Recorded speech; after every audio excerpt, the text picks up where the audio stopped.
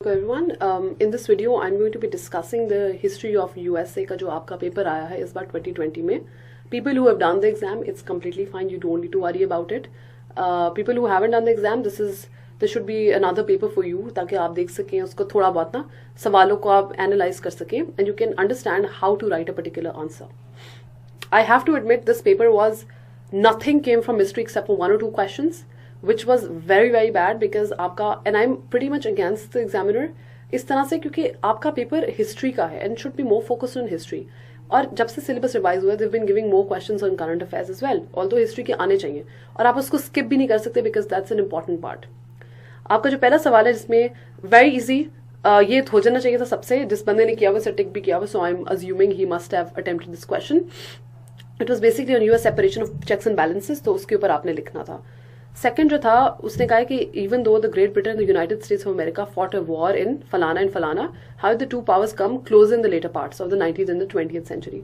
सो basically पहले आपने पहली 1770s की वॉर जो कि आपकी रेवोल्यूशनरी वॉर थी और 2012 की वॉर विद इंग्लैंड जो थी उसकी ब्रीफली आपने बताना है कि है क्या थी और आपने बताना है किस तरह से पहले डाइवर्जिंग इंटरेस्ट थे यूएस और ग्रेट ब्रिटेन के and how did the interest converge in the latter 19th century उसके with respect to let's say colonialism imperialism काफी ज्यादा आपके ट्रेड इंटरेस्ट भी कन्वर्ज कर रहे थे तो किस तरह से they started working together then.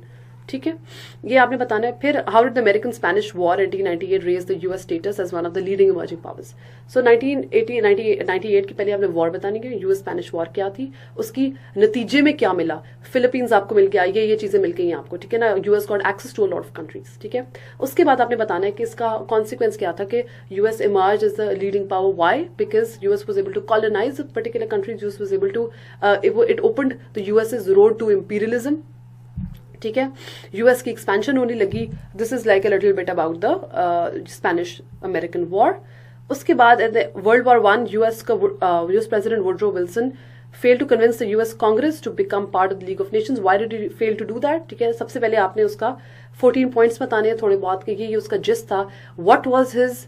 Why did Woodrow Wilson want League of Nations to appear on the centre stage. ठीक है कि लीग ऑफ नेशंस का पॉइंट क्या था मकसद क्या था. ठीक है वो आपने थोड़ा बहुत बताना है किस तरह से कि आप कि आइंदा वर्ल्ड वॉर वन जैसी वॉर ना हो सके. All of the countries including Germany should be in that particular league of Nations और क्यों अमेरिका ने फिर ना इसको एक्सेप्ट किया तो ये सारा आपने उसको बताना है.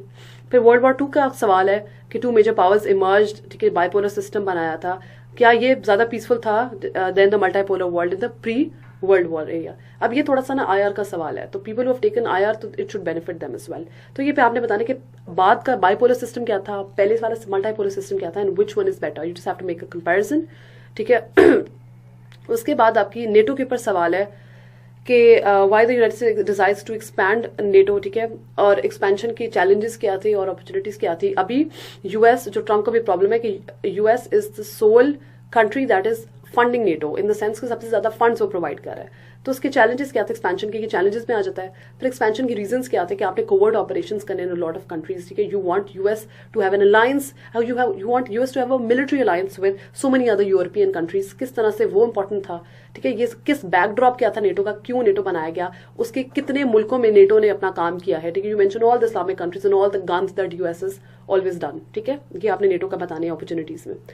उसके बाद ही आपके अदर टेक्टोनिक प्लेट्स में international politics seem to shift away from Europe to Asia Pacific region जहां पे ये प्योर ओबामा का सवाल है पिवट टू एशिया का. ठीक है तो how could you find the rise of China vis-a-vis the US geostrategic interest in the Asia Pacific region. तो आपने जहां पे यूएस और चाइना के स्ट्रेटेजिक इंटरेस्ट हैं जहां पे क्लैश कर रहे हैं वो आपने बताने हैं. जहां पे साथ में आ रहे हैं in a lot of meetings as well in a lot of pacts as well that they have joined वो आपने बताने हैं. ठीक है साउथ चाइना वॉर या क्या कहते हैं आपकी जितनी भी सी के ऊपर आपकी वॉर्स चल रही हैं. ठीक है आपने वो बतानी है जो यूएस और चाइना का जहाँ पे इंटरेस्ट को लाइट कर रहे हैं. ठीक है वो आपने बताना है किस तरह से China is emerging as the power that should be able to contravene or should be able to contradict or oppose US's military presence and financial economic presence as well.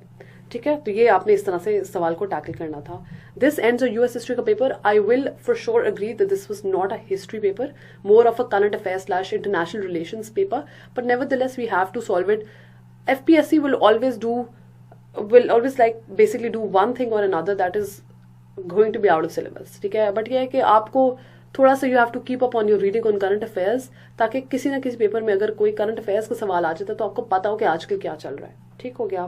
This ends our lecture over here. Thank you so much.